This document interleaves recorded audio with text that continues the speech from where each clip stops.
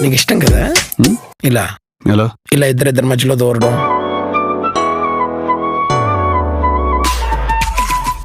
I'm sorry. దేనికి? నీకు నిజం చెప్పలేదు కదా. It's okay.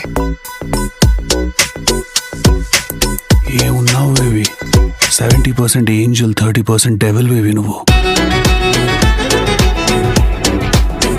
మీరు నవ్వుతుంటే ఇక్కడ వెదర్ డిస్టర్బెన్స్ అవుతుంది నాకు.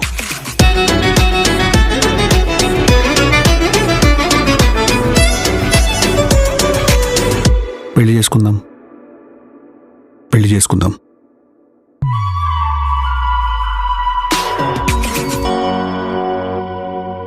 నాకొద్దు ఇది, నాకొద్దు. అసలు ఏం నడుస్తుందిరా మైండ్లో? తెలుసు కదా